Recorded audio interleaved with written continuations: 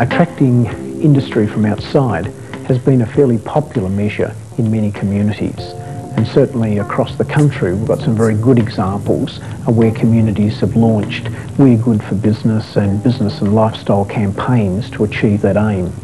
And in some cases there have been some quite stunning results. For example, Benalla, in securing the Commonwealth Ammunition Factory, is a very good example of the type of process that a community can use to achieve a significant industry with very significant jobs attached. But in addition to that, there are certainly other types of initiatives that communities can take that can certainly lead to the bringing in of resources and industries from outside. First, let's look at that Benalla story. In 1992, Australian Defence Industries made a decision to locate a new manufacturing plant at Benalla. For many communities, this would have been a dream come true. Benalla managed to win the industry from a shortlist, which included the much larger centres of Albury and Wagga. But apart from having an appropriate site, winning the bid wasn't just a matter of good luck. Some of the strategies employed were quite subtle. For example, at every opportunity, Benalla presented a symbol which graphically combined the ADI logo with that of the city. But generally speaking, the bid involved 4 years of very hard work, a lot of attention to detail, and spending money. We had expended a substantial amount of money in putting our bid together because we wanted it to be the most professional. And there was always a risk that we'd expended that money for nothing if we weren't successful.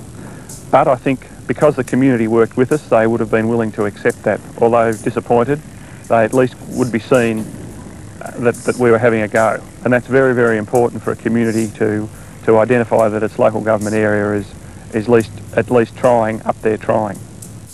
In the north of the state, the town of St Arnaud is a rural community that has been able to attract a number of smaller, diverse, new industries. You really have to work very, very hard. You have to be proactive, progressive, optimistic, and everything you do has to be with a long-term goal in mind. When you want tourists and business people and anybody who would drive through the town to be remarking all the way for the next 50 kilometres down the highway about how that town's changed in the last 10 years or 5 years, and how attractive it was, how clean it was, and how nice a town it would seem to be to bring up your family and live in. Closer to Melbourne, in the city of Essendon, Moonee Ponds has managed to attract significant new business and industry as a result of improvements to the shopping centre. The city of Essendon has worked in very, very close partnership with the Moonee Ponds traders, and they've got a very, very active program together there. They've organised a special rate. It's been in place for probably a year and a half now.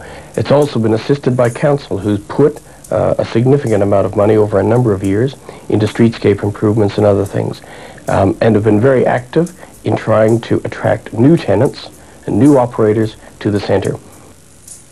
But for many rural communities like Corryong, 4.5 hours from Melbourne, the reality of a large industry or business locating or relocating to their area is questionable. I guess we had great visions originally of attracting business into Corryong, and we could see Silicon Valley being established there.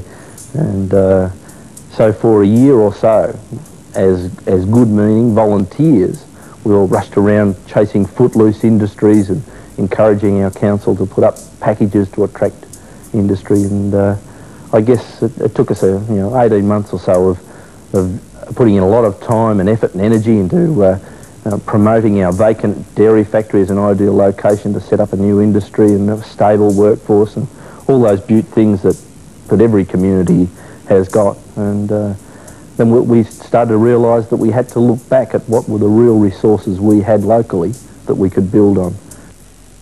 The result of this in Corryong was a refocusing of energy towards a number of new enterprises such as a peppermint industry and the establishment of a successful tourism strategy. Another alternative to trying to entice large companies or industries to come to your community is to identify gaps in the local business infrastructure and actively seek appropriate new operators. One of the things that often occurs to me is that real estate agents continually advertise for people to fill shops, for example. But really the advertisements are basically saying, hey, look, we've got an empty shop. Has anybody got any sort of an idea of how we can fill it?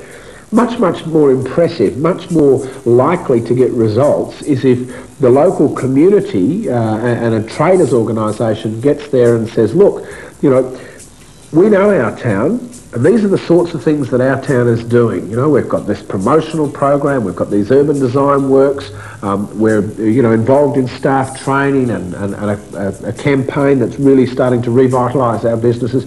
We've identified that one of the gaps in our town is say a gourmet deli or say a footwear store or such like.